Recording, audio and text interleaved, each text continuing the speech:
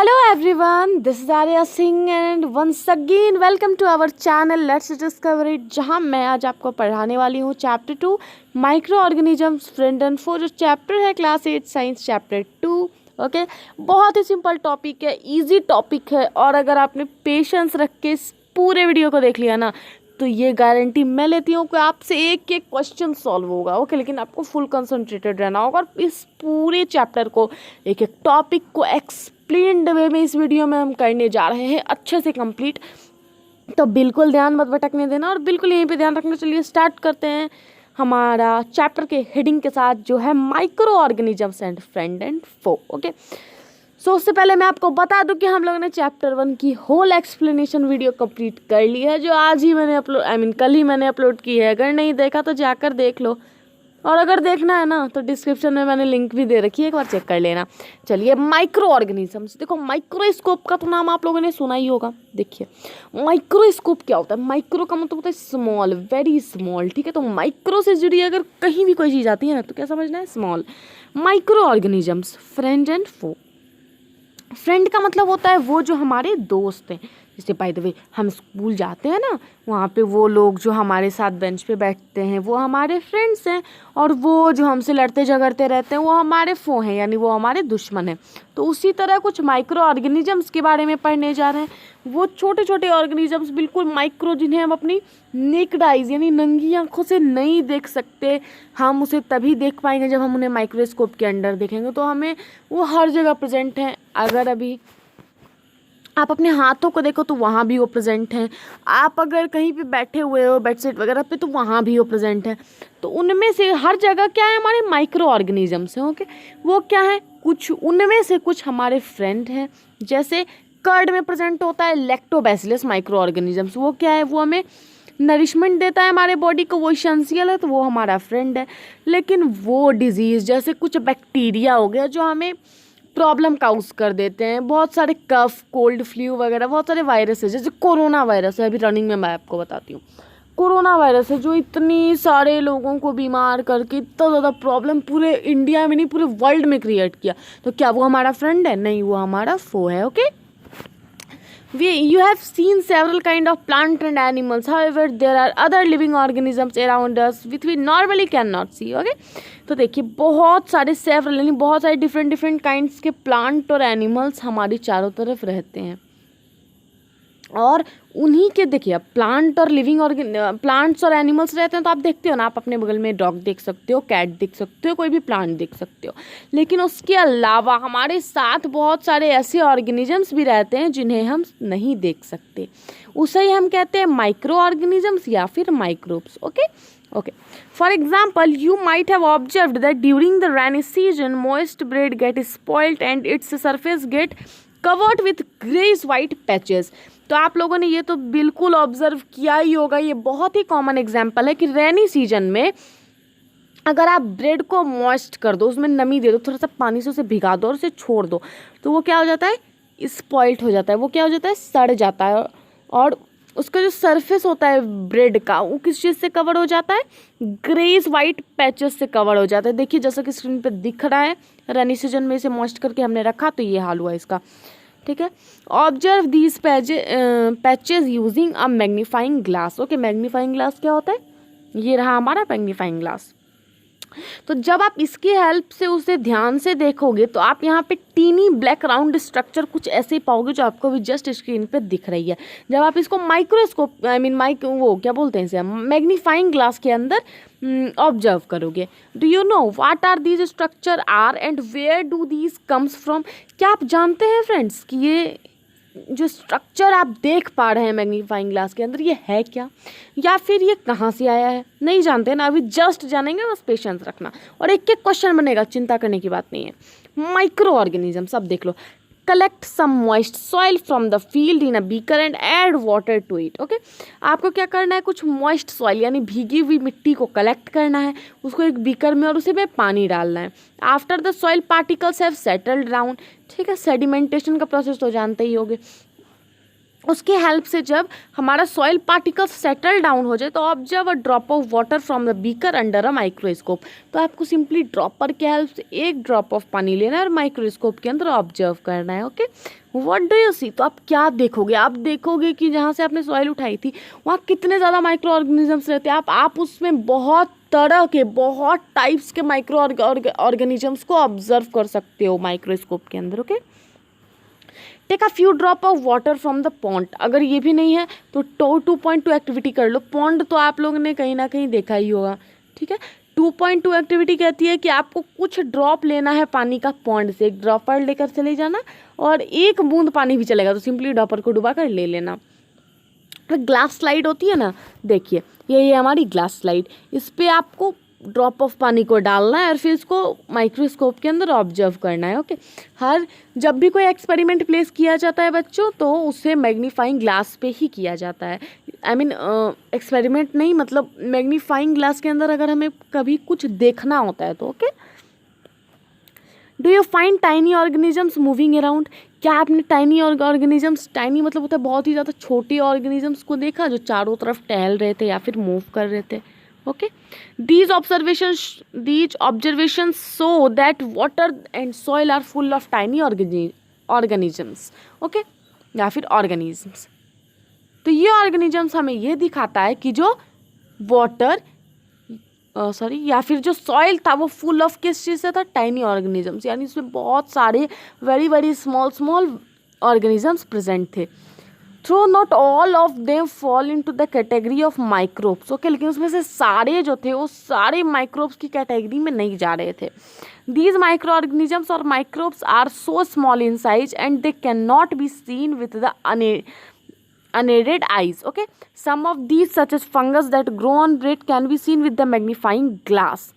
Okay, देखिए क्या बोला जा रहा है कि जो भी हमें उस जैसे देखिए हम लोगों ने जो ऑब्जर्व किया, पानी में देखा, वो सारे क्या थे? माइक्रोब्स की कैटेगरी में नहीं आ रहे थे। वो माइक्रोब्स की कैटेगरी में कैसे नहीं आ रहे थे?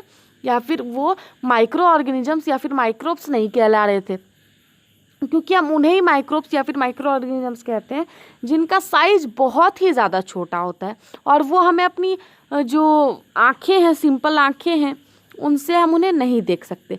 लेकिन फंगी जो है, सम ऑफ दीज जैसे such fungus that grow on bread can be seen with a magnifying glass, other can not seen without the help of a microscope. ठीक है, जैसे फंगस है उसे हम लोगों ने मैग्नीफाइंग ग्लास से देख लिया इजीली, लेकिन अगर हम फंगस से पैरामीशियम को देखेंगे, बैक्टीरिया को देखेंगे तो क्या दिखेगा? नहीं दिखेगा, क्योंकि वो फंगस से भी छोटा होता है। तो फंगस माइक्रो ऑर्गेनिजम्स या माइक्रोब्स की कैटेगरी में, मतलब बहुत ही छोटा वो साइज में नहीं होता, लेकिन क्लासिफिकेशन पढ़ेंगे तो एक क्लासिफिकेशन में आ जाता है। ठीक है, that is why these are called micro organisms और माइक्रोब्स। इसलिए हम इन्हें क्या कहते हैं? माइक्रो ऑर्गेनिजम्स या फिर माइक्रोब्स कहते हैं। ठीक है, एक बात आपको यहाँ पे सिंपली याद रखनी है कि हम माइक्रो ऑर्गेनिजम्स या माइक्रोब्स उसे ही कहते हैं जो बहुत ही छोटे होते हैं साइज में। फंगस हमारा क्या है? क्लासिफिकेशन है माइक्रो ऑर्गेनिजम्स का। Micro organisms are classified into 4 major groups. जो माइक्रो ऑर्गेनिजम्स है उन्हें हम लोगों ने 4 मेजर ग्रुप्स में बांटा है। पहला आता है हमारा बैक्टीरिया, दूसरा आता है हमारा फंगी, तीसरा आता है प्रोटोजोआ, चौथा आता है algae. Okay, some of these common micro organisms are shown in figure 2.1 and 2.4, अभी हम जस्ट देखेंगे। ओके, वायरस, देखिए virus are also microscopic but are different from the other micro organisms. देखिए अब देखिए समझने के लिए तो हम समझ सकते हैं वायरस भी तो क्या है? माइक्रोस्कोपिक है ना, लेकिन ये भी तो एकदम माइक्रो में छोटा है, इसे भी हम माइक्रो ऑर्गेनिजम्स की कैटेगरी में डाल ही सकते हैं। लेकिन हम माइक्रो ऑर्गेनिजम्स से बहुत ही ज़्यादा डिफरेंट होता है, क्योंकि जो माइक्रो ऑर्गेनिजम्स होते हैं वो विदाउट होस्ट ऑर्गेनिजम्स के भी ग्रो करते हैं, लेकिन ये हमेशा होस्ट सेल के साथ ही ग्रो करता है। However reproduce only inside the cell of the host organisms. Okay, which में भी अ बैक्टीरियम, जो एक बैक्टीरिया हो सकता है, बैक्टीरिया को भी अपना होस्ट बनाता है। होस्ट हम उसे कहते हैं, जैसे मैं हूँ, ठीक है, कोई भी प्लांट पे आपने कभी भी देखा होगा कि कोई दूसरे प्लांट्स आकर कब्जा कर लेते हैं। जैसे देखिए वायरसेस जो होते हैं ना, ये पैरासाइट होते हैं। ठीक है, मतलब ये अपना फूड दूसरे से लेते हैं और ये अपना फूड जिससे लेते हैं उसे हम होस्ट कहते हैं। ओके, तो कभी कभार इनके होस्ट की कैटेगरी में एनिमल्स, जैसे हम लोग भी कभी कभार आ जाते हैं, प्लांट, जो प्लांट हो गए वो भी आते हैं, फिर बैक्टीरियम को भी ये लोग नहीं छोड़ते, यहाँ तक कि बैक्टीरिया भी इनका होस्ट बन जाता है कभी कभार। Some of the viruses are shown in figure 2.5। Okay, 2.5 में कुछ वायरसेस दिखाए गए जो अभी हम जस्ट जाएंगे तो प्रोनाउंसिएशन के साथ दिखेंगे। Common element like cold, influenza and most cough are caused by viruses. कुछ कॉमन डिजीजेज हैं, कुछ कॉमन प्रॉब्लम्स हैं जो सिंपली वायरसेस के द्वारा काउज होती है, जो है कोल्ड, फ्लू जिसको हम इन्फ्लुएंजा भी बोलते हैं, और cough. Most cough are caused by viruses. Serious disease like polio and chicken pox are also caused by virus. जैसे पोलियो और चिकन पॉक्स जैसी प्रॉब्लम्स होती है ना, ये भी हमारे वायरस से ही होती है, तो याद रखना है आपको, ये वाला बहुत ही इंपॉर्टेंट पॉइंट है। Disease like dysentery and malaria are caused by protozoa. Okay, देखिए यहाँ पे अभी हम लोगों ने जस्ट क्या पढ़ा था कि बैक्टीरिया, फंगी, प्रोटोजोआ और एल्गी हमारी क्लासिफिकेशन है, तो वही हम यहाँ पे देख रहे हैं कि जो डायसेंट्री और मलेरिया है ये एक तरह का डिजीज़ है जो प्रोटोजोआ के द्वारा काउज करता है। जैसे और बाकी का जो हमारा टाइफाइड और ट्यूबरक्लोसिस है वो हमारा बैक्टीरियल डिजीज़ है। तो एक बार रिपीट कर दूँ, कोल्ड, इन्फ्लुएंजा, कफ, पोलियो और चिकन पॉक्स वायरस से होता है, डायसेंट्री मलेरिया प्रोटोजोआ से होता है, टाइफाइड ट्यूबरक्लोसिस हमारा बैक्टीरिया से होता है। ओके, और आपने इस माइक्रो ऑर्गेनिजम्स के बारे में, या फिर ये माइक्रो ऑर्गेनिजम्स का टर्म आप लोगों ने 6 और 7 क्लास में भी पढ़ा है। आप देखिए यहाँ पे देख सकते हैं बैक्टीरिया की फ़ोटो दिखाई गई है, ये रहा हमारे एल्गी। Okay, algae. ओके, जैसा कि देखिए मैंने आपको बताया था बैक्टीरिया, फंगी, प्रोटोजोआ, एल्गी, तो ये है एल्गी। स्पाइरोगाइडा और क्लेमाइडोमोनास। प्रोटोजोआ में आ जाता है एमीबा और पैरामीशियम, और फंगी में हमारा आ गया ब्रेड मोल्ड, पेनिसिलियम और एस्परगिलस। ओके, अब देखिए ये माइक्रो ऑर्गेनिजम्स रहते कहाँ हैं, चलिए इस पे बात कर लेते हैं। माइक्रो ऑर्गेनिजम्स में भी single celled like bacteria, some algae and protozoa, और मल्टी सेल्यूलर। ओके, देखिए जो माइक्रो ऑर्गेनिजम्स हो वो सिंगल सेल्ड हो सकते हैं, यानी वो यूनिसेल्यूलर हो सकते हैं। यूनिसेल्यूलर का मतलब होता है उनके जो बॉडी फंक्शंस होते हैं, उनका जो पूरा बॉडी होता है वो सिंगल सेल से बना होता है, और सारे नेसेसरी फंक्शंस जो एक ह्यूमन बॉडी करता है वो भी करते हैं, और वही बस एक ही सेल से। तो जैसे बैक्टीरिया हो गया, कुछ एल्गी हो गया, प्रोटोजोआ हो गया, ठीक है, वो सिंगल सेल्ड होते हैं, और फिर और मल्टी सेल्यूलर ऑर्गेनिजम्स भी होते हैं, such as many algae and fungi. Okay, कुछ एल्गी और फंगी हमारे मल्टी सेल्यूलर होते हैं, लेकिन कुछ एल्गी, प्रोटोजोआ, बैक्टीरिया हमारे यूनिसेल्यूलर भी होते हैं, यानी सिंगल सेल्ड भी होते हैं। They live in all types of environment ranging from ice cold climate to hot spring. तो ये जो बैक्टीरिया होता है, फिर ये जो माइक्रो ऑर्गेनिजम्स होते हैं, कैसे भी इन्वायरमेंट में रह लेते हैं, चाहे वो कितना भी ज़्यादा, मतलब environment ranging for ice cold रहेगा, उतना ज़्यादा ठंडा रहेगी फिर भी रह लेगी, फिर हॉट स्प्रिंग का टाइम रहेगा फिर भी ये माइक्रो ऑर्गेनिजम्स वैसे भी क्लाइमेट में सर्वाइव कर जाते हैं। और अगर आप उनको डिजर्ट या फिर मर्शी एरियाज़ ऐसे क्लाइमेट्स में बोलोगे सर्वाइव करने, तो ये वैसे क्लाइमेट्स में भी सर्वाइव कर जाते हैं। They are also found inside the bodies of animal. ये बॉडीज़ ऑफ एनिमल एनिमल के बॉडीज़ के अंदर भी पाए जाते हैं, ह्यूमन के अंदर भी पाए जाते हैं। और कुछ ऑर्गेनिजम्स जो है ना, कुछ एग्जिस्ट फ्रीली होते हैं, यानी सब micro organism grow on other organisms while other exist freely.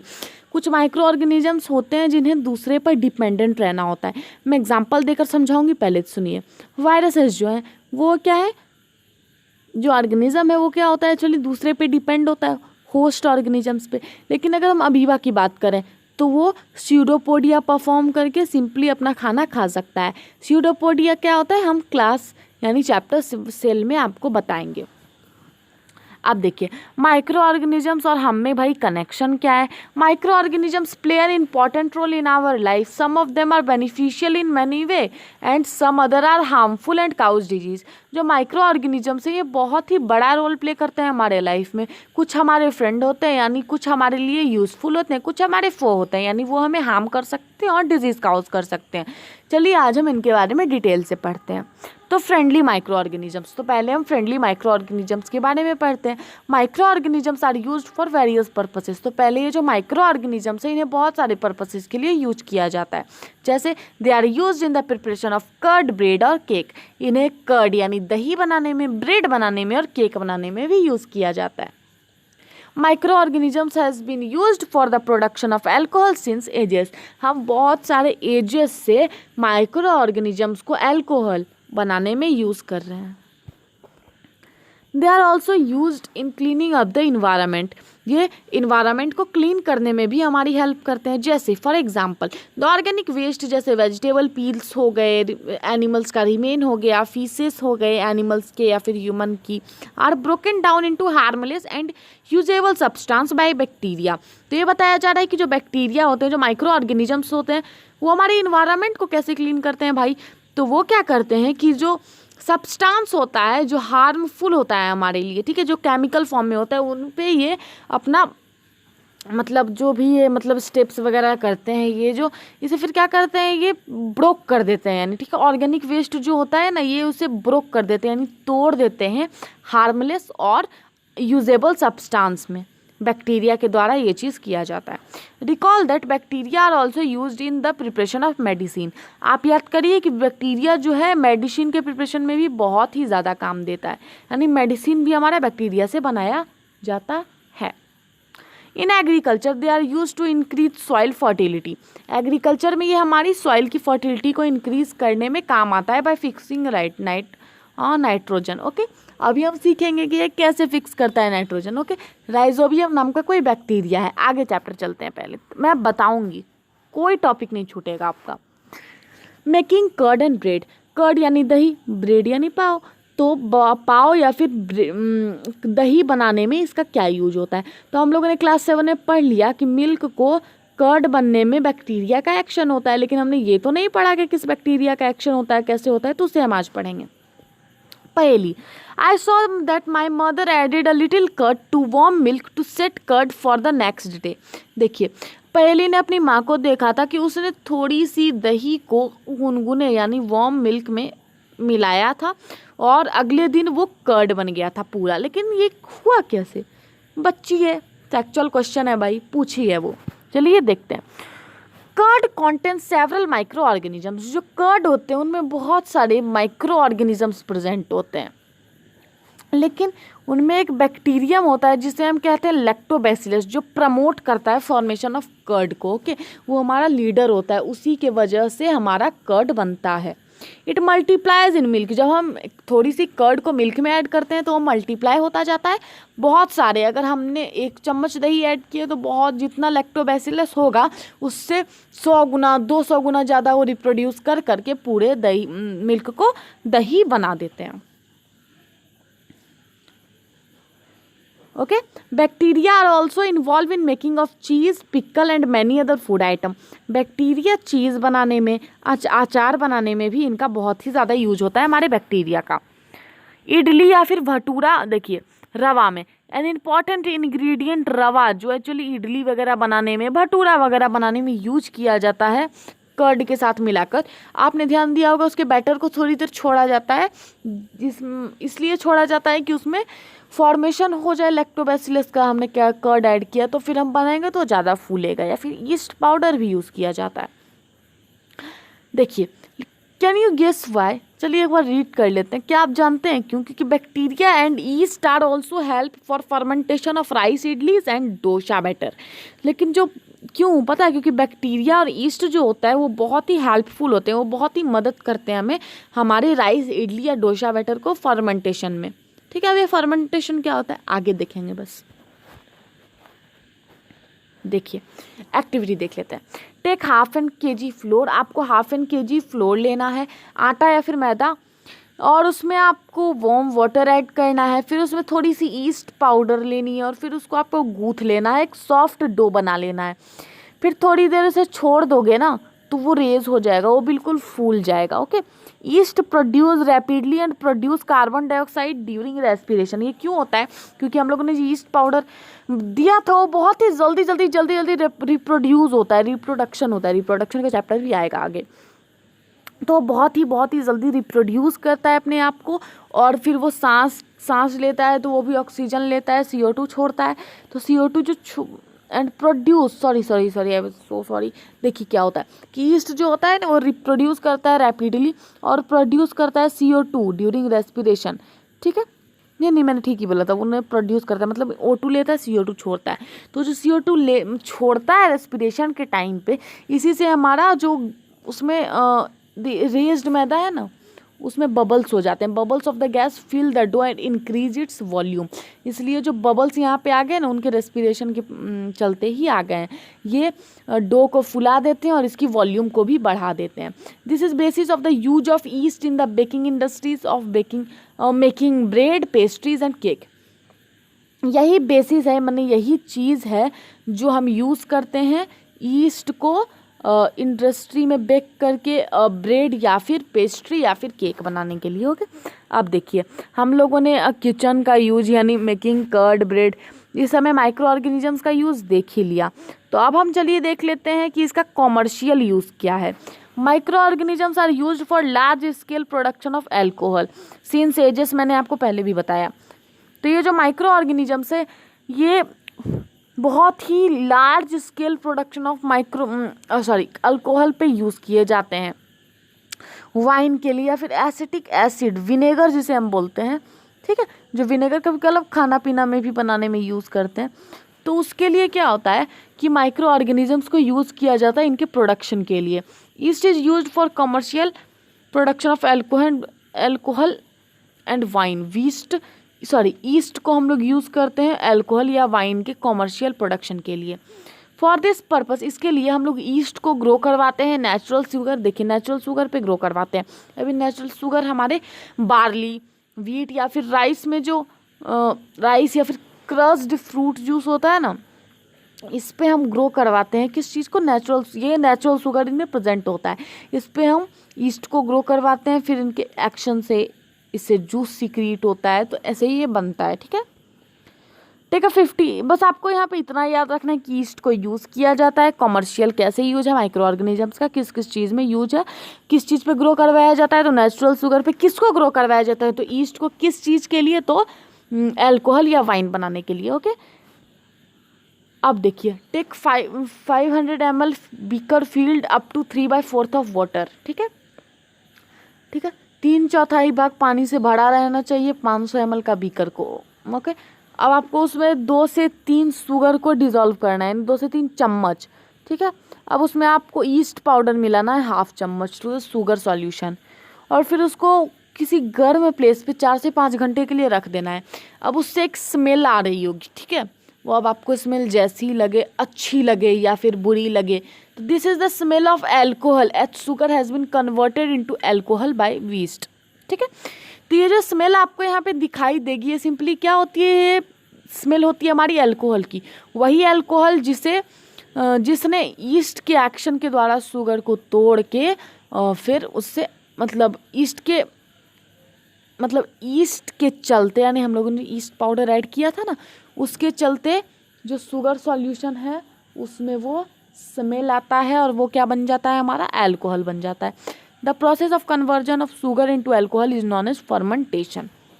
ये जो प्रोसेस है जिसके थ्रू जो शुगर होता है वो एल्कोहल बनता है, ये जो पूरा प्रोसेस है इसे हम कहते हैं फर्मेंटेशन। अब फर्मेंटेशन को डिस्कवर करने वाले हमारे साइंटिस्ट थे जिनका नाम था लुइस पैस्चर, जिन्होंने फर्मेंटेशन को एक तरह से इन्वेंट किया था, यानी एक तरह से डिस्कवरी की थी इसकी। कब किया था भाई? 1857 में इन्होंने इसकी डिस्कवरी की थी। किसने की थी भाई? लुइस पैस्चर ने की थी। ये आपको याद रखना है, बहुत ही इंपॉर्टेंट है। ओके, चलिए अब हम आगे चलते हैं। Medicinal use of micro organisms. देखिए अब हम लोगों ने commercial use of micro organisms तो देखा, अब हम देखेंगे कि मेडिसिन, यानी मेडिसिन का जो मैन्युफैक्चरिंग होता है हमारे मार्केट में, उसमें हमारे माइक्रो ऑर्गेनिजम्स का क्या यूज होता है। तो whenever you fall ill, the doctor may give you some antibiotic tablet, capsule और injection such as of penicillin. Okay, penicillin. तो जब भी आप बीमार पड़ते हो, तो जब आप डॉक्टर के पास जाते होगे ना, तो वो आपको क्या देते होंगे? एंटीबायोटिक्स देते होंगे, कभी कभार उसके कैप्सूल्स या फिर इंजेक्शंस भी देते होंगे, जैसे पेनिसिलिन के। Okay, the sources of these medicine is micro organisms. ये जो मेडिसिन है इसका सोर्स क्या है? माइक्रो ऑर्गेनिज्म है। दीज मेडिसिन किल और stop the growth of disease causing micro organisms.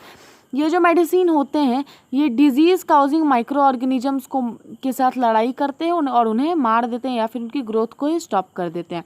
तो वैसे मेडिसिन को हम लोग कहते हैं एंटीबायोटिक्स। ठीक है, तो यहाँ से यहाँ तक आपके एंटीबायोटिक्स का डेफिनेशन हो गया, तो आप एग्जाम में ज़रूर लिख सकते हो।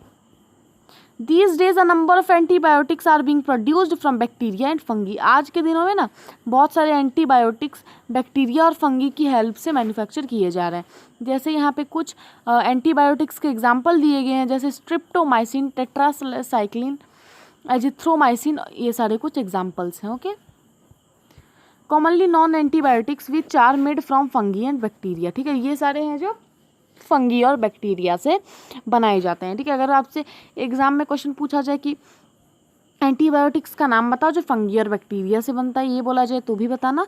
और अगर बाय द वे अगर आपसे पूछा जाए कि 2-3 एंटीबायोटिक्स के नाम बताओ, तब भी आप ये चीज़ बता सकते हो। ठीक है, लेकिन फंगी और बैक्टीरिया का बताया जाए तब भी बता सकते हो।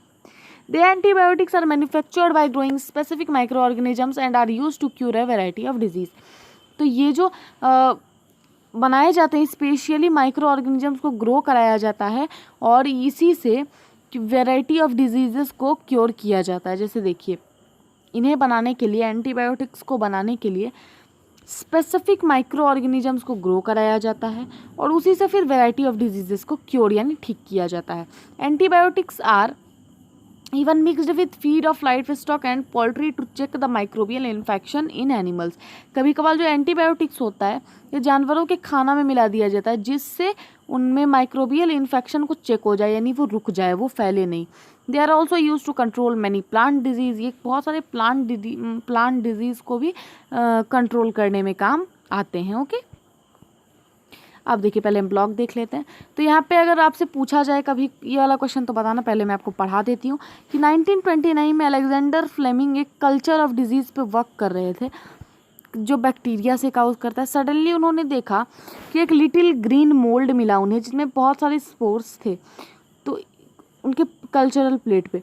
तो उन्होंने ऑब्जर्व किया कि ये जो मोल्ड है ये बैक्टीरिया की ग्रोथ को प्रिवेंट कर रहा है यानी उसे रोक रहा है। तो यहीं से हुई थी हमारे एंटीबायोटिक्स की discovery. In fact it was killed many of these bacteria. उन्होंने जब वहाँ पे देखा, बना रहे थे वो, वर्क कर रहे थे हम एक्चुअली वो कल्चर ऑफ डिजीजेस पे, ठीक है, जो बैक्टीरिया से होती है, लेकिन सडनली उन्हें एक ऐसा स्पोर्स मिला, एक ऐसी चीज़ मिली जो लिटिल ग्रीन मोल्ड में थी और उनके कल्चर प्लेट पे यानी जिस पे वो वर्क कर रहे थे, और वो जो थी वो बैक्टीरिया के ग्रोथ पे चेक लगाई हुई थी, उन्हें बढ़ने नहीं दे रही थी, अदरवाइज उसे मार भी रही थी। तो ये पेनिसिलिन मोल्ड था जिसे आज हम एंटीबायोटिक्स बनाने में भी यूज़ करते हैं। तो एंटीबायोटिक्स की खोज पेनिसिलिन की हमारे अलेक्जेंडर फ्लेमिंग ने की थी। अब देखिए, it is important to remember that antibiotics should be taken only on the advice of qualified doctor. तो हमें ये जानना बहुत ही ज़रूरी है कि हमें एंटीबायोटिक्स किसी डॉक्टर की एडवाइस से ही लेनी चाहिए और you must complete the course prescribed by the doctor, और डॉक्टर के कहने पे ही लेनी चाहिए। ठीक है, एंटीबायोटिक्स जितना हमें बॉडी को चाहिए उतना ही लेना चाहिए। अगर आप ज़्यादा ले लेते हो तो ये हमारे जो एक्चुअली में एंटीबॉडीज़ हमारे बॉडीज़ में पहले से प्रेजेंट है ये उन्हें मार देते हैं। ठीक है, या also antibiotics taken unnecessary may kill the beneficial bacteria in our body. Antibiotics however are not effective against cold and flu are these caused by viruses। तो हमारे जो कोल्ड और फ्लू का प्रॉब्लम है ना, इसमें एंटीबायोटिक्स मत लेना क्योंकि ये वायरसेस से होते हैं भाई। ठीक है, तो इसमें एंटीबायोटिक्स आपका कोई काम करने वाला है नहीं। अगर आप एंटीबायोटिक्स को तब ले लेते हो जब हमारे बॉडी में उसकी नीड नहीं है, या फिर और इन रॉन्ग डोजेज, अगर आप रॉन्ग डोज में ले लेते हो, ज़्यादा ले लेते हो या फिर कम लेते हो, कम नहीं ज़्यादा ही, तो it may make the drug, ये आपके बॉडी में ड्रग बना देता है less effective when you we might need in future. ठीक है, ये आपके बॉडी में फिर ड्रग क्रिएट कर देता है, इसलिए हमें सोच समझ के एंटीबायोटिक्स का यूज़ करना चाहिए। ओके, अब देखिए वैक्सीन देख लेते हैं फटाफट से। वैक्सीन क्या है? Why are childrens in fact given vaccine? क्यों बच्चे लोगों को वैक्सीन वगैरह दी जाती है? बच्चे में आपको ये पढ़ा होगा, नहीं पढ़ा मतलब याद नहीं है तो मम्मी पापा से पूछ लो, याद है तो आप जानते ही हो। When a disease carrying microbe, यानी जो पैथन्स होते हैं, डिजीज़ कैरिंग माइक्रोब जब हमारे बॉडी में एंट्री कर जाते हैं तो हमारे बॉडी को एंटीबॉडीज़ प्रोड्यूस करना होता है टू फाइट द इन्वेडर्स। जो बाहर से आए हुए हैं ना, उन्हें इन्वेडर्स कहते हैं, तो उनसे फाइट करने के लिए। The body also remember how to fight the microbes if it enter again. तो एक बार जब इंटर कर जाता है तो हमारा बॉडी जान लेता है कि अब माइक्रोब्स आएंगे वो वाले, तो उनसे कैसे लड़ना है। इफ़ डेड और वीक डो microbes are introduced into a healthy body, the body fight and kill the invader bacteria by producing suitable antibodies. अगर वीक और डेड माइक्रोब्स हमारे बॉडी में इंटर कर दिए जाए, अगर हमारा बॉडी हेल्दी है तो हमारा बॉडी सुटेबल जो होता है ना एंटीबॉडीज, उसको क्रिएट करेगा, प्रोड्यूस करेगा और उन्हें मारकर भगा देगा। भगाएगा नहीं, जान ही ले लेगा उनकी। The antibodies remain in the body and we are protected from the disease causing microorganisms forever. तो हमारा जो एंटीबॉडीज़ है वो हमारे बॉडी में ही रहता है। ये हमारा एंटीबॉडीज़ और हमारा ये रहा हमारा इन्वेडर्स, ओके, जो बाहर से आता है, ठीक है। ये हमारा डिजीज़ काउजिंग, तो इन दोनों में होगी भाई बहुत ही तंग लड़ाई। तो लास्ट में क्या होता है ना, हमारा ये वाला जो होता है ये पूरा ख़त्म हो जाता है, यानी ये ख़त्म हो जाता है और हमारा विन हो जाता है। क्या हमारा जो एक्चुअली में ओके, तो हमारा जो एंटीबॉडीज़ है जो हमारे बॉडी ने प्रोड्यूस किया इन्वेडर से लड़ने के लिए, वो क्या होता है, विन हो जाता है, जीत जाता है। और डिजीज़ काउजिंग माइक्रो ऑर्गेनिजम्स हमारे बॉडी को कोई भी नुकसान नहीं पहुंचा पाते हैं। This is how a vaccine work. ऐसे ही एक वैक्सीन भी काम करता है। Several diseases include cholera, TB, small pox, hepatitis can be prevented by vaccination. ये सारे कुछ डिजीज़ हैं जो वैक्सीनेशन के द्वारा प्रिवेंट किए जा सकते हैं, ये आपको लर्न करना है। तो ऐसे ही हमारा कुछ वैक्सीन भी वर्क करता है। हम वैक्सीन के द्वारा वही एंटीबॉडीज़ को बॉडी में इंट्रोड्यूस करते हैं, ठीक है, सुटेबल एंटीबॉडीज़ को। अब देखिए, एडवर्ड जेनर हैं जिन्होंने स्मॉल पॉक्स की वैक्सीन को 1798 में डिस्कवर किया था, ये बिल्कुल याद रख लेना। If you are childhood you must have been given injection और protect yourself against several disease. अगर आप बच्चे चाइल्डहुड में आपको भी बहुत सारे इंजेक्शन्स पड़े होंगे जो आपको बहुत सारे डिजीज़ से बचाता होगा। क्या आपको याद है या फिर नहीं याद है तो आपको अपनी पेरेंट्स की हेल्प लेनी चाहिए। It is essential to protect all children against these disease. ये बहुत ही ज़रूरी है कि इन डिजीज़ के अगेंस्ट हम चाइल्ड्स को बचाएं। क्यों? क्योंकि necessary vaccination are available in nearby hospitals में नेसेसरी टीकाकरण जिसे बोलते हैं ना, बच्चों को क्यों दिया जाता है? क्योंकि बच्चे को नाजुक होते हैं बच्चे, तो उन्हें कोई भी डिजीज़ काउज ना हो। You might have seen the advertisement on TV and newspaper. आप लोगों ने एडवर्टाइजमेंट यानी जो प्रचार होता है ना, वो टीवी या फिर न्यूज़पेपर में भी देखा होगा। चाइल्ड को पोलियो या फिर पल्स पोलियो प्रोग्राम के अंतर्गत पोलियो से बचाने के लिए होता है ना, इसमें क्या होता है, पल्स पोलियो का ड्रॉप दिया जाता है। पोलियो एक हमारा डिजीज़ है बच्चों जो वायरस से काउज होता है, जो मैंने बता दिया है आपको, उसी से बचाने के लिए polio drop given to childrens at actually है वैक्सीन, ठीक है। जो पोलियो ड्रॉप एक्चुअली में दिया जाता है बच्चों को, सिंपल एक वैक्सीन होता है। A worldwide campaign against smallpox has finally lead to its eradication from most part of the world. Okay, these days vaccine are made on a large scale for microorganisms to protect human and other animals from several diseases. आज के दिन जो vaccine है ना, ये large scale पे produce किए जा रहे हैं माइक्रो ऑर्गेनिजम्स की हेल्प से, जिससे हमारे जो ह्यूमन का बॉडी है और एनिमल के बॉडी है उन्हें हम बहुत सारे अलग अलग डिजीज़ से एक्चुअली सेव कर सकें, उन्हें बचा सकें। ओके, चलिए अब हम चलते हैं अगला टॉपिक जो है हमारा how micro organisms work on soil fertility, increasing soil fertility. चलिए स्टार्ट करते हैं। उससे पहले 1 मिनट मैंने ये वाला पॉइंट छोड़ दिया। तो देखिए, मैंने आपको सब चीज़ बताया, वही यहाँ पे एक बहुत ही बड़ी बात देखिए, वर्ल्ड वाइड में एक बार क्या हुआ था एक्चुअली कि स्मॉल पॉक्स प्रॉब्लम होता है ना, स्मॉल पॉक्स पूरे बॉडी पे ऐसा कुछ हो जाता है, जैसे ही फिगर में आपको दिख रहा होगा।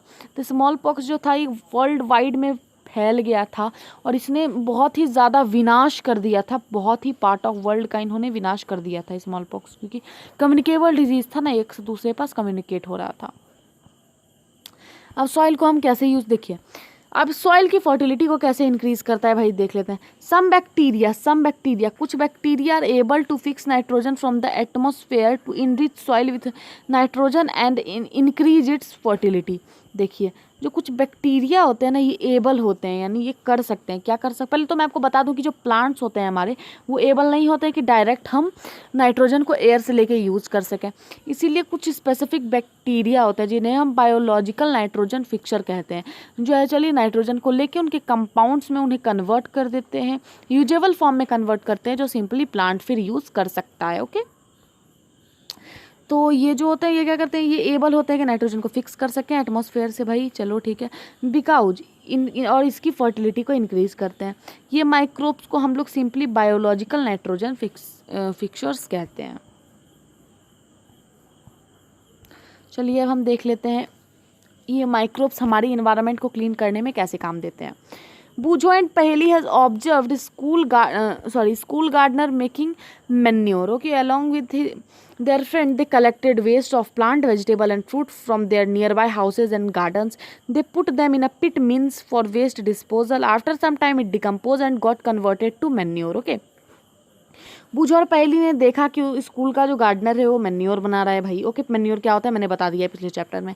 और उसके लिए उन्होंने भी क्या किया, प्लांट का, वेजिटेबल का, फ्रूट्स का वेस्ट उन्होंने आसपास गार्डन और नियर बाय घर से क्या बोलते हैं उसको, मतलब लाया, वहाँ से कलेक्ट किया। उसके बाद उन्होंने क्या किया, एक पिट में उसे डाल दिया डिकम्पोज होने के लिए। कुछ दिन के बाद वो डिकम्पोज हुआ और मैन्योर बन गया। Boojho and Paheli wanted to know how this had happened. Boojho Paheli जानना चाहते हैं भाई ये कैसे हुआ। डू यू फाइंड, देखिए पहले ये देख लेते हैं। Take 2 pots, fill each of pot half with soil, ये कर लेना है। फिर ए और बी से उसे मार्क कर देना है। प्लांट वेस्ट को पॉट ए में डालना है, जैसे उसमें पॉलीथीन बैग्स, इम्पटी ग्लास, यानी उसमें हमारे नॉन बायोडिग्रेडेबल रिसोर्सेज वेस्टेज को डाल देना है। फिर पॉट बी में हमारा डालना है 1 मिनट या नहीं देखिए क्या करना है, आपको 2 पॉट लेना है। एक पॉट में ए मार्क करना है, एक में बी मार्क करना है। पॉट ए में आपको प्लांट वेस्ट डालना है और उसके साथ एंड थिंग्स, हाँ ए में बस आपको प्लांट वेस्ट ही डालना है, लेकिन पॉट बी में आपको पॉलीथीन डालना है, प्लास्टिक टूटा फूटा हो गया, कोई खिलौना वगैरह है उसको भी डाल देना है, इम्पटी ग्लास वगैरह है उसको डाल देना है। और 3 से 4 हफ्ते के बाद आपको उसको क्या करना है, ऑब्जर्व करना है। Do you find any difference in the content of the 2 pots? If so, what is the difference? You will find that plant waste in pot A has been decomposed. How did this happen? The plant waste has been converted into manure by the action of microbes. ठीक है, 2 pot लेना है। जो आप क्या difference देखोगे कि pot ए वाला एकदम बिल्कुल डिकम्पोज हो जाएगा, लेकिन पॉट बी वाला नहीं होगा, क्योंकि नॉन बायोडिग्रेडेबल और बायोडिग्रेडेबल रिसोर्सेज था। पॉट ए में बायोडिग्रेडेबल था, पॉट बी में नॉन बायोडिग्रेडेबल था। अभी हम आगे आने वाली वीडियोज़ में बायोडिग्रेडेबल और नॉन बायोडिग्रेडेबल को पढ़ेंगे। The nutrients release in the process can be use by the plant again. ठीक है, अब वो जो फिर हमारा न्यूट्रिएंट्स था वो फिर से हमारे प्लांट्स में रिलीज़ हो जाएगा, और फिर मतलब सॉइल में रिलीज़ हो जाएगा और प्लांट्स के द्वारा यूज़ कर लिया जाएगा। क्या आपने नोटिस किया कि जो पॉट बी है उसमें जो हमने पॉलीथीन बैग्स, इम्प्टी ग्लासेस वगैरह को डाला था, उनमें कोई चेंज आया ही नहीं, क्योंकि माइक्रोब्स उन पे एक्ट ही नहीं कर पाए और उन्हें कन्वर्ट नहीं किया। तो इससे ये बात तो क्लियर होती है कि माइक्रोब्स के एक्शन से ही डिकम्पोज होती है कोई भी चीज़। आपने कभी देखा होगा कि बहुत ही लार्ज अमाउंट में डेड ऑर्गेनिक मैटर हैं और decaying plants, sometime dead animals भी हैं जब ग्राउंड पे होते हैं, तो आपने देखा होगा कि वो कुछ टाइम के बाद डिसअपीयर हो जाते हैं।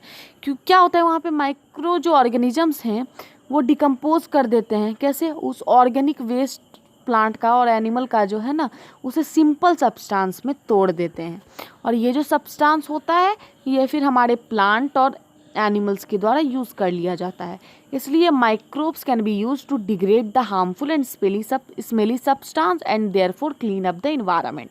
आपको ये लिखना है कि microbes can be use to degrade the harmful smelly substance and thereby clean the environment. ये बहुत ही इंपॉर्टेंट है, आपको यहाँ पे स्टार मार्क कर लेना है। अब देखिए, अब इसके बाद है हमारा टॉपिक हार्मफुल माइक्रोब्स, इसको भी देख लेते हैं। चलिए, micro organisms are harmful in many ways. Micro organisms है, कोई हमारे फ्रेंड है, ठीक है, मैंने आपको बताया था, लेकिन कोई हमारे क्या है भाई, कोई हमारे फो भी हैं। अब हमारे फो कौन है, कैसे हैं, चलिए देख लेते हैं।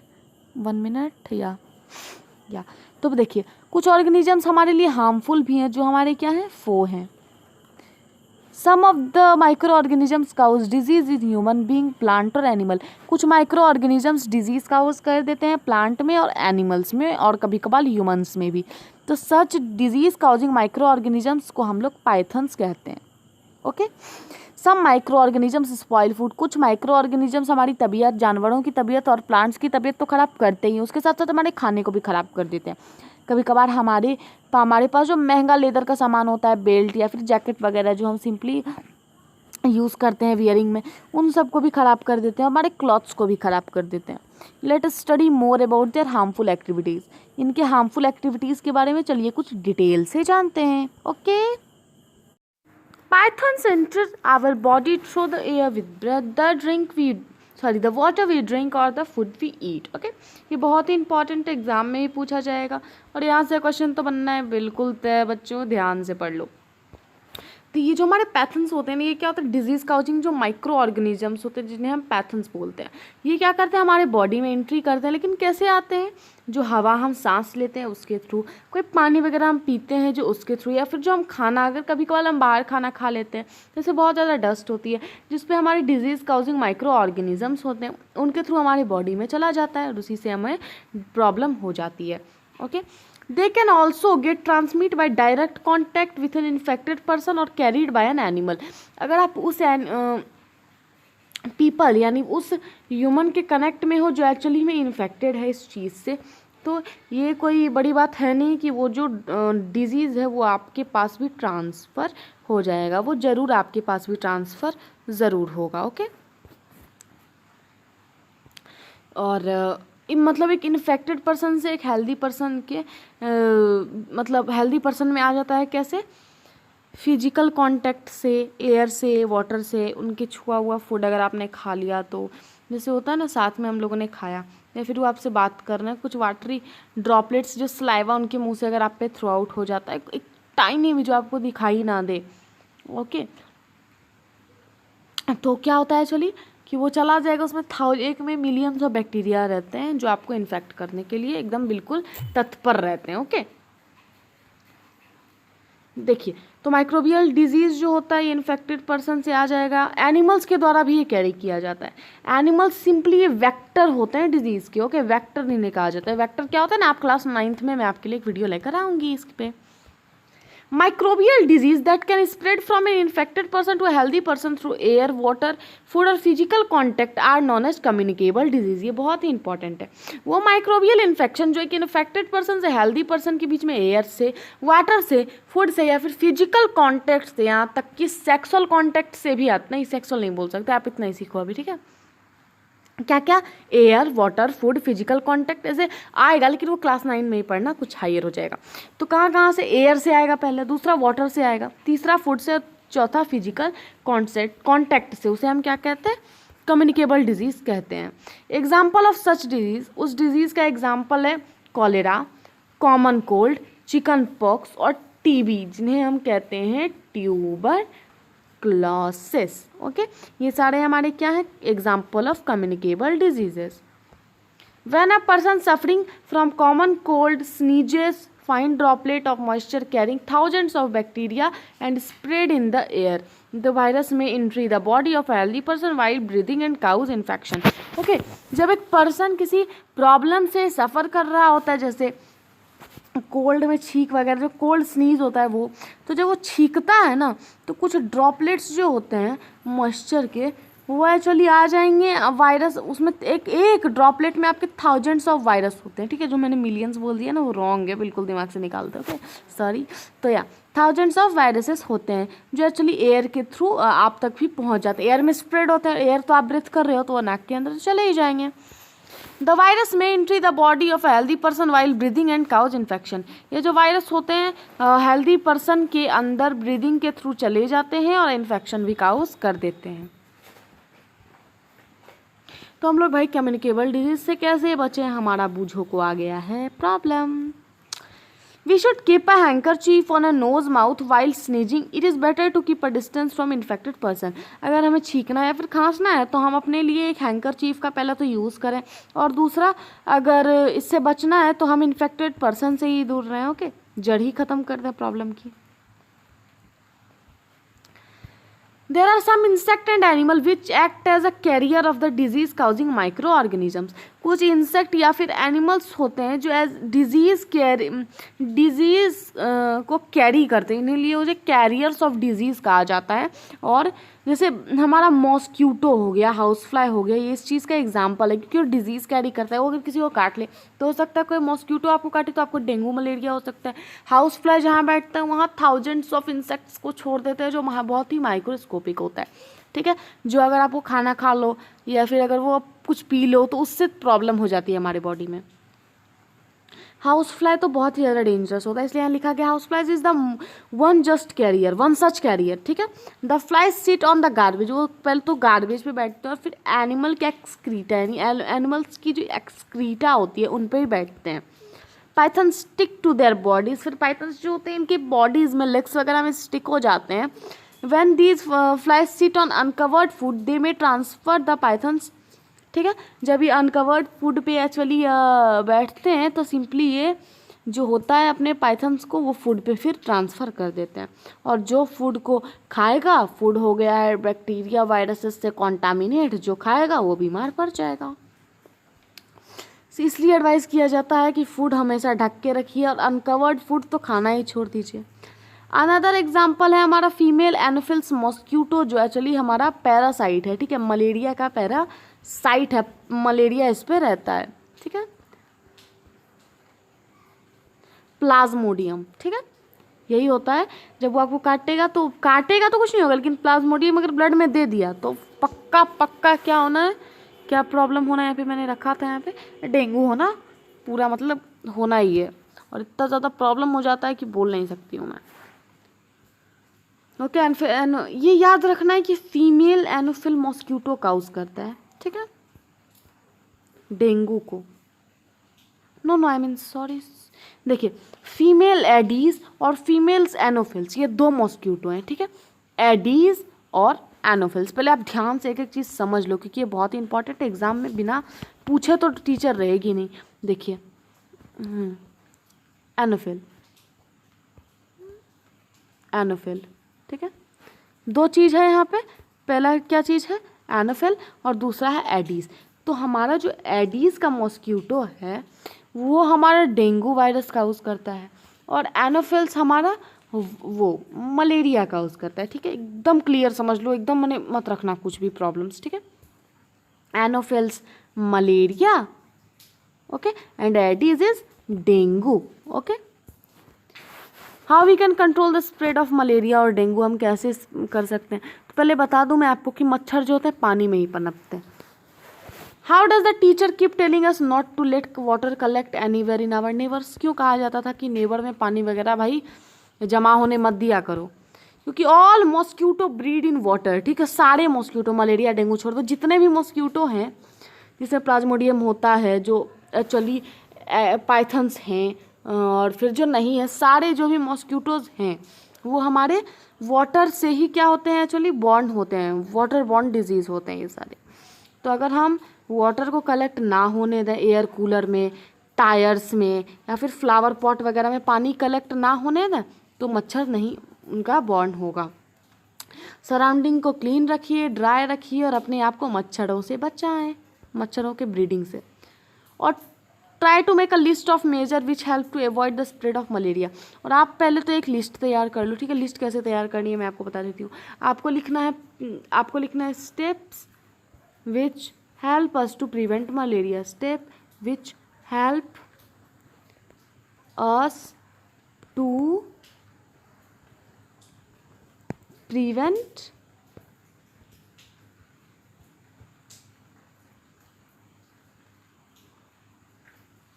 मलेरिया। ओके, इसको राइट डाउन कर लेना है और फिर आपको फिर आगे बढ़ते जाना है, ऐसे करना है। फिर यह लिखना है फर्स्ट वाटर नॉट कलेक्ट, पहला, दूसरा, आपको ऐसे लिखते चले जाना है, ठीक है। ये कर लेना क्योंकि इससे आपकी प्रैक्टिस भी हो जाएगी। अब देखिए यहाँ पे एक टेबल दिया गया है जो मैं आपको बताती हूँ सिंपली। ट्यूबरक्लोसिस, टीबी का जो डिजीज़ है वो बैक्टीरिया से होता है और एयर के थ्रू ये ट्रांसमिट करता है। मीजल्स प्रॉब्लम होती है, ये वायरस डिजीज़ है, ठीक है। अगर पूछा जाए तो लिख देना, चिकन पॉक्स वायरस है, मीजल्स वायरस है और पोलियो भी वायरस है। Measles virus, chicken pox virus, polio virus. Tuberculosis होता है एयर से, मीजल्स होता है एयर से, चिकन पॉक्स होता है भी एयर से, लेकिन अगर आप चिकन पॉक्स में किसी के कांटेक्ट में हो तो भी ये हो जाएगा। पोलियो, पोलियो की अगर प्रॉब्लम है तो ये भी हमारा वायरस से होता है, ये एयर और वाटर के थ्रू ट्रांसमिट करता है, ओके। अब देखिए कोलेरा, बैक्टीरिया, कोलेरा होता है बैक्टीरिया से, टाइफाइड होता है बैक्टीरिया से। तो अगर आपसे बोला जाए दो बैक्टीरिया की डिजीज़ बताओ तो बोलना कोलेरा और टाइफाइड। ये हमारे होते हैं बैक्टीरिया से और वाटर, फूड और वाटर, यानी जो कोलेरा होता है वाटर फूड दोनों से एक्चुअली हमें हो सकता है, ट्रांसमिट करता है, और टाइफाइड हम बस वाटर से। हेपेटाइटिस ए वायरस से होता है और इसका मेन होता है ट्रांसमीटर वाटर। मलेरिया प्रोटोजोआ से होता है, डायसेंट्री मलेरिया प्रोटोजोआ दोनों है, और ये मॉस्क्यूटो से होता है। डायसेंट्री मॉस्क्यूटो से नहीं होता लेकिन मलेरिया मॉस्क्यूटो से होता है, ठीक है। लेकिन डायसेंट्री मलेरिया दोनों प्रोटोजोअल डिजीज़ हैं। अब देख लेते हैं प्रिवेंटिंग मेजर्स। अगर आप TV, measles, chicken pox virus, polio से अगर कोई पेशेंट है उसे बचाना चाह रहे हो, उससे उसे प्रिवेंट करना चाह रहे हो, यार अपने आप को प्रिवेंट करना चाह रहे हो, तो पेशेंट को एकदम की पर्सनल कंप्लीट आइसोलेशन में रखना है, उससे एकदम पर्सनल बिलोंगिंग मिलना जुलना कम कर देना है, बिल्कुल दूर ही रखना है उसे भी, और वैक्सीनेशन बिल्कुल सूटेबल एज पे लेना है, ठीक है। अब देखिए कोलेरा टाइफाइड से बचाना चाहते हो तो पर्सनल हाइजीन को मेंटेन करो, सैनिटरी हैबिट्स वगैरह को मतलब एक तरह से यूज़ करना होगा, एकदम कुक्ड फूड हमें और बॉइल्ड ड्रिंकिंग वाटर लेना होगा, ठीक है। इससे क्या होगा, मतलब हमें कोलेरा या फिर टाइफाइड की प्रॉब्लम से छुटकारा मिल सकता है। हाइजीनिक रहो, सैनिटरी हैबिट्स वगैरह को एकदम फॉलो करो, खाने से पहले हाथ धो, खाने के बाद हाथ धो, ये सारी चीज़ें, और एकदम प्रॉपरली कुक्ड फूड खाओ, एकदम कवर्ड फूड खाओ, नॉट अनकवर्ड।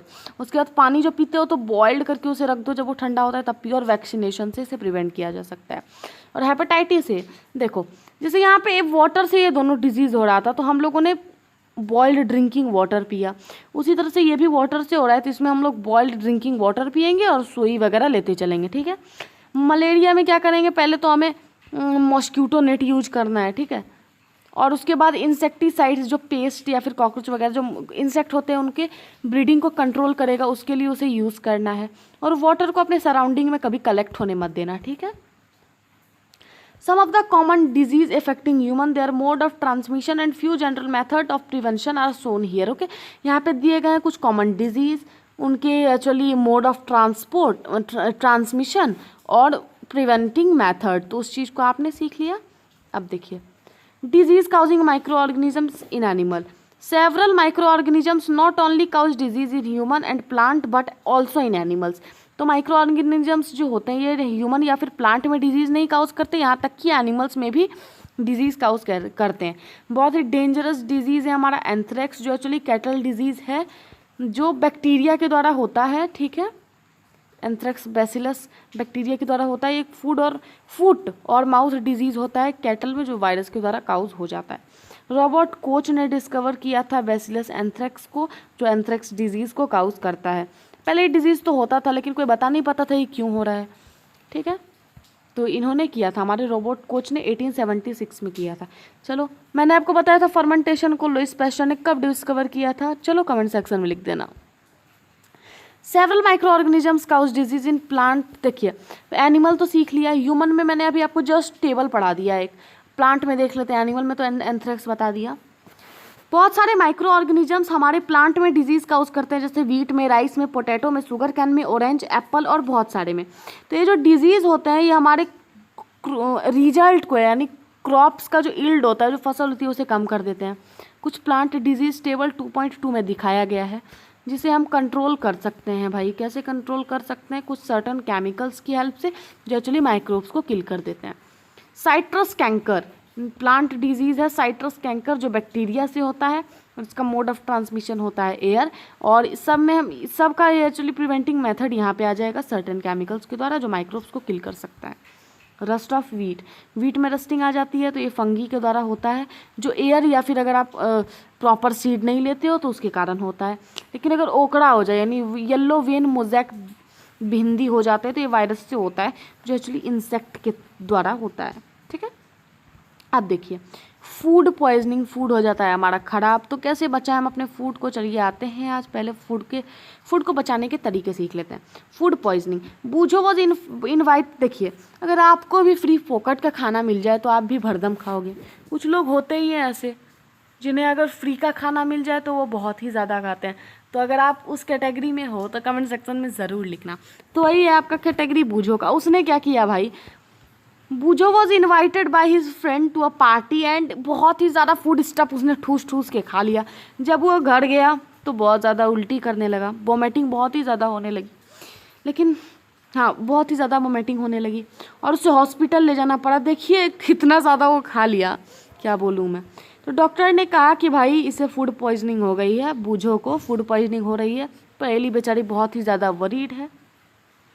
पहली wondered how food can become poison, poison मतलब होता है जहर। तो बेचारी ये सोच रही है कि अरे हमने तो फूड खाया था लेकिन ये पॉइजन यानी जहर कैसे बन गया। बहुत ही ज़्यादा टेंशन में है। चलिए देख लेते हैं, आप जहर मत समझ लेना देखिए, और तमीज़ से खाया करना। Food poisoning could be due to the consumption of food spoiled by some micro organisms.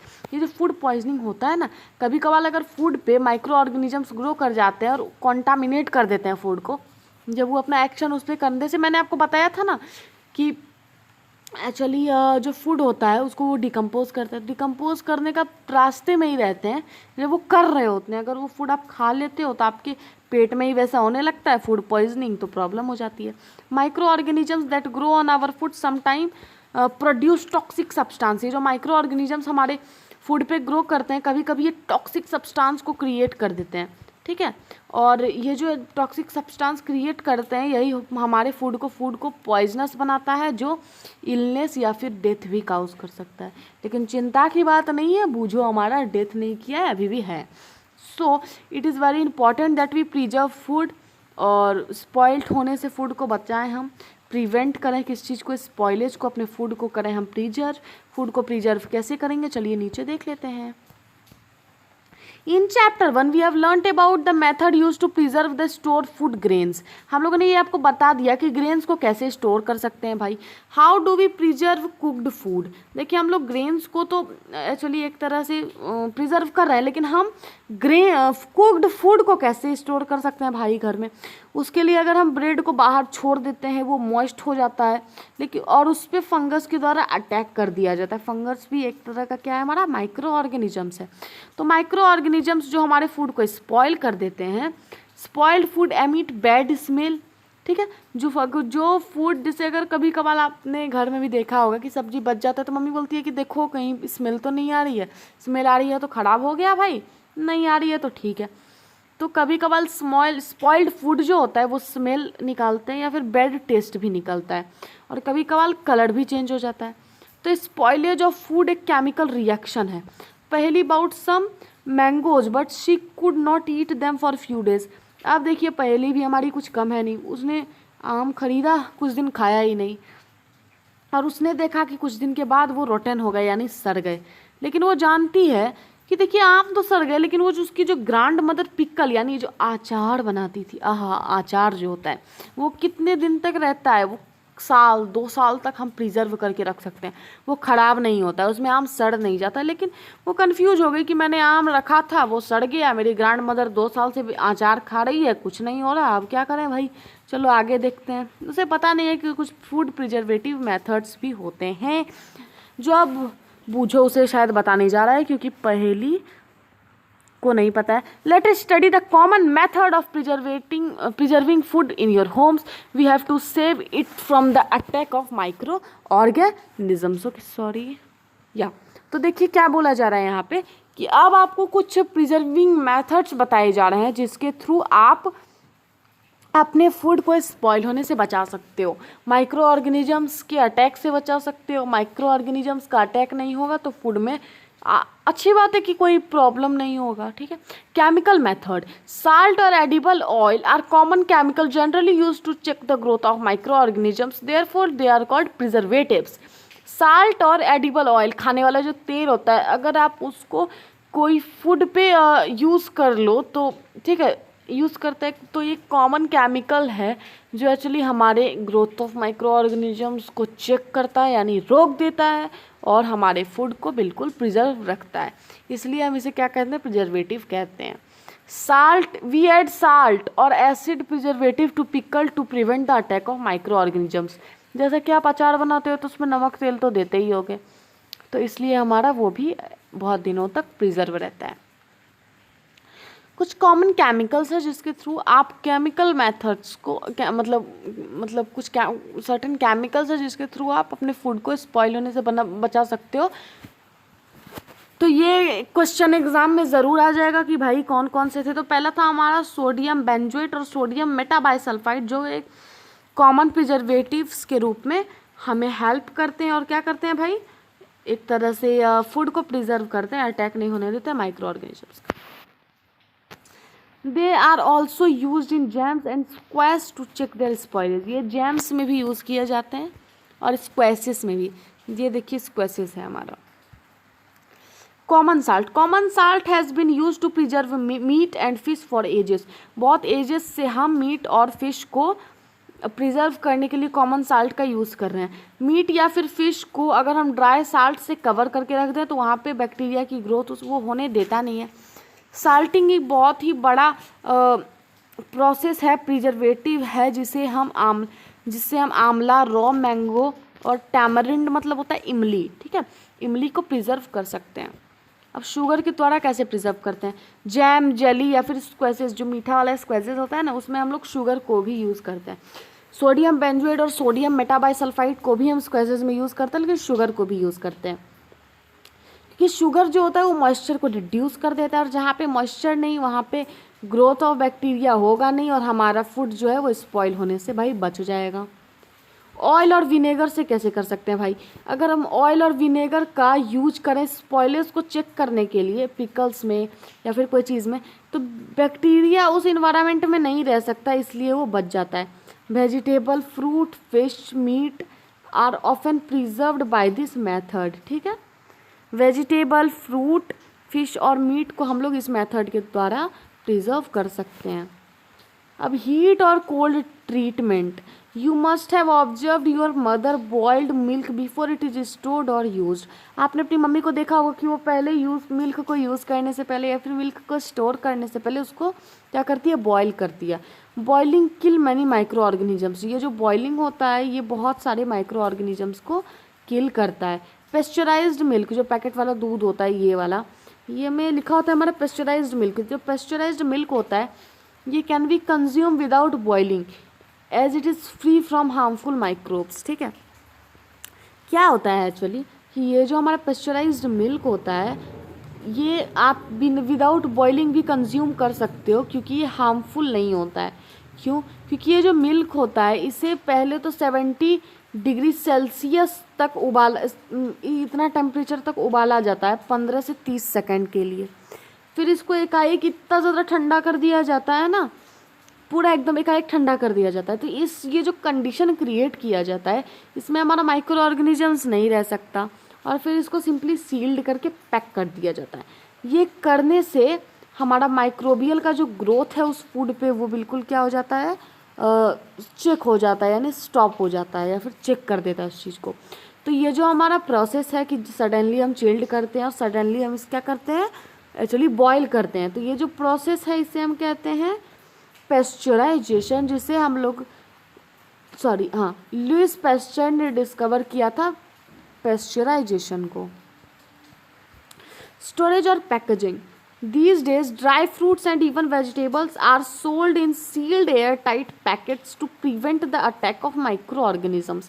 आज के दिनों में ना ड्राई फ्रूट्स को या फिर कभी कभार वेजिटेबल्स को भी एयर में सील्ड करके पूरा एकदम टाइट करके बेचा जाता है, क्योंकि ये अटैक ऑफ माइक्रो ऑर्गेनिजम्स से इन्हें बचाता है। अब देखिए नाइट्रोजन फिक्सेशन, जो मेरा फेवरेट टॉपिक है इस चैप्टर का, उसे देख लेते हैं। You have learnt about the bacteria rhizobium in class 6 and 7. It is involved in the fixation of nitrogen in the leguminous plant. Okay. जो बैक्टीरिया होता है राइजोबियम, ये क्लास 6 और 7 में आप लोगों ने पढ़ा है। ये नाइट्रोजन को फिक्स करने में बहुत ही ज़्यादा इसका रोल होता है, जो मैंने आपको बता दिया है। लेग्यूमिनियस प्लांट जो होता है, लेग्यूमिनियस प्लांट के जो पल्सेस प्लांट होते हैं उनके नोड्यूल्स में, रूट नोड्यूल्स में, लेग्यूमिनियस प्लांट के रूट नोड्यूल्स में ये होता है प्रेजेंट, जैसे बीन्स, पीज। और ये क्या करता है, सिम्बायोटिक रिलेशनशिप रखता है उनके साथ, बोलता है मैं तुम्हें नाइट्रोजन दूंगा तुम मुझे खाना दो, ठीक है। Sometime nitrogen get fixed through the action of lightning. कभी कभार नाइट्रोजन जो होता है ना सॉइल में लाइटिंग के थ्रू भी फिक्स हो जाता है, ठीक है। लेकिन आप सोच सकते हो कि लेकिन आप जैसे 78% जो नाइट्रोजन प्रेजेंट है अगर फिक्स होता है तो इसकी क्वांटिटी यानी इसका जो परसेंटेज है ये कम या फिर ये ज़्यादा क्यों नहीं होता। चलिए इसी के बारे में तो अभी हम सीखने जा रहे हैं। तो आप लोगों ने ऐसा सोचा है, नहीं सोचा है? तो चलिए आगे वाले सेक्शन में क्लियर करते हैं। ये रहा हमारा सेक्शन, ये हमारे रूट नोड्यूल्स, जहाँ पे देख सकते हैं आप बैक्टीरिया कितने अच्छे से सिम्बायोटिक रिलेशनशिप बना रहा है। नाइट्रोजन साइकिल, आवर एटमॉस्फेयर है 78% नाइट्रोजन गैस। ओके, हमारे एटमॉस्फेयर में क्या है भाई, 78% नाइट्रोजन गैस है, जो बहुत ही इंपॉर्टेंट है सारे लिविंग ऑर्गेनिजम्स के लिए, क्योंकि ये पार्ट है प्रोटीन का, क्लोरोफिल का और न्यूक्लिक एसिड का और विटामिन का। The atmospheric nitrogen can not be taken directly by plant और एनिमल। तो देखिए जो एटमॉस्फेरिक नाइट्रोजन है इसे हम डायरेक्टली प्लांट या फिर जो डायरेक्टली ये प्लांट और एनिमल्स के द्वारा यूज़ नहीं किया जा सकता। इसलिए कुछ बैक्टीरिया हैं, जैसे कुछ बैक्टीरिया में आ गया हमारा ब्लू ग्रीन एल्गी और आ गया हमारा राइजोबियम, जो इसको लेता है एटमॉस्फेयर से और इसको इसके कंपाउंड्स में कन्वर्ट करता है, फिर ये यूज़ कर लिया जाता है प्लांट या फिर प्लांट के द्वारा, और प्लांट को एनिमल खाता है तो एनिमल में भी चला जाता है। Once nitrogen is converted into this usable compound, it can be utilized by plants from the soil through the root system. Okay, nitrogen is then used for the synthesis of plant protein and used on and other compounds. Okay, ये जब ले लेता है root से, इसको सोख लेता है, तो क्या होता है ना एक्चुअली कि ये प्लांट का जो प्रोटीन होता है, फिर ये प्लांट में प्रोटीन या और कुछ अदर कंपाउंड्स भी बनाते हैं। एनिमल इसको खाते हैं और फिर ये जो होता है ना प्रोटीन और अदर नाइट्रोजन हमारे बॉडी में चला जाता है। व्हेन प्लांट और एनिमल डाई, जब ये मरते हैं तो bacteria and fungi present in the soil convert the nitrogenous waste into nitrogen compound. कभी कभार क्या होता है, जब एनिमल डाई किया है फिर उसका एक्सक्रीटा रह गया, तो उसके कारण क्या होता है, जो नाइट्रोजीनियस का कंपाउंड्स होता है, नाइट्रोजन का जो वेस्ट बचा हमारे बॉडी में, उसको कंपाउंड्स में कन्वर्ट कर देता है कौन, बैक्टीरिया और कुछ फंगी, फिर वो प्लांट के द्वारा यूज़ कर लिया जाता है। लेकिन कभी कभार क्या होता है कि कुछ बैक्टीरिया को होती है हमारे लेग्यूमिनियस प्लांट से दुश्मनी, तो वो क्या करते हैं कि नाइट्रोजन गैस को उसे डायरेक्ट कंपाउंड से नाइट्रोजन गैस में कन्वर्ट कर देते हैं, जो सिंपली एयर में चला जाता है। Some part of them taken to nitrogen gas which goes back into the atmosphere. As a result, the percentage of nitrogen in the atmosphere remain more or less. यहाँ से यहाँ तक जो मैंने अभी जस्ट पढ़ाया ये बहुत ही इंपॉर्टेंट था। मैं आपको बताती हूँ, ये टेबल समझाती हूँ। ये हमारा एटमॉस्फेरिक नाइट्रोजन, ये लाइटनिंग के थ्रू भी फिक्स होगा और ये बैक्टीरिया के एक्शन से भी फिक्स होगा। फिर क्या होगा कि बैक्टीरिया फिर इस नाइट्रोजन को नाइट्रोजन कंपाउंड में बनाएंगे और इसके साथ साथ compound of nitrogen in the soil, ठीक है। इसके बाद ये जो हमारा नाइट्रोजन का कंपाउंड है ये प्लांट के द्वारा लिया जाएगा, प्लांट को फिर खाएगा एनिमल, और एनिमल का जो पॉटी होगा यानी जो उसकी एक्सक्रीटा होगी या फिर जो नाइट्रोजीनियस वेस्ट होगा या फिर उसका जो बॉडी डेथ के बाद बचेगा जिसमें नाइट्रोजन होगा, उसके कारण क्या होगा, ये जो बैक्टीरिया होंगे ये नाइट्रोजन के कंपाउंड को, नाइट्रोजन के एक्चुअली इसको क्या बोलते हैं, नाइट्रोजन को कंपाउंड्स में कन्वर्ट कर देंगे तो प्लांट के द्वारा यूज होगा, नाइट्रोजन को गैस में कन्वर्ट कर देंगे तो वो फिर चला जाएगा हमारे एटमॉस्फेयर में, ठीक है। और फिर इसलिए फिर हमारा आ जाता है एटमॉस्फेरिक नाइट्रोजन में चला जाता है क्या, गैसियस ऑफ नाइट्रोजन्स, ठीक है। आशा करती हूँ समझ में आया होगा। एक बार और रिपीट में मैं बोल देती हूँ। एटमॉस्फेयर में नाइट्रोजन है 78%, लाइटनिंग के थ्रू सॉइल में फिक्स होता है या फिर एक्शन ऑफ बैक्टीरिया से। इसे फिर बैक्टीरिया क्या करते हैं कि नाइट्रोजन को नाइट्रोजन के कंपाउंड में कन्वर्ट करते हैं, ठीक है। उसी के साथ साथ लाइटनिंग के थ्रू जो ये नाइट्रोजन होता है, compound of nitrogen in the soil, lightning के थ्रू डायरेक्ट फिट हो जाता है। फिर ये भाई प्लांट के द्वारा ले लिया गया, एनिमल ने खाया, एनिमल का जो नाइट्रोजनियस वेस्ट था, एक्सक्रीटा था यानी एक्सक्रिएशन जो उसने किया, उसमें क्या है, कंपाउंड ऑफ नाइट्रोजन है। वो कंपाउंड ऑफ नाइट्रोजन, अगर compound of nitrogen usable form में अगर उसे बैक्टीरिया और एल्गी ने कन्वर्ट किया तो प्लांट यूज़ करेगा, लेकिन अगर दुश्मनों ने किया तो वो फिर एटमॉस्फेयर में चला जाएगा। और इसी प्रोसेस के थ्रू हमारे एटमॉस्फेयर में 78% ही नाइट्रोजन रहता है, ना बढ़ता है ना घटता है। इसी के साथ हमारा ये पूरा चैप्टर होता है कंप्लीट। अगर आपको कोई भी प्रॉब्लम हो तो you are feel free to ask in comment section. From this side, Arya Singh, thank you.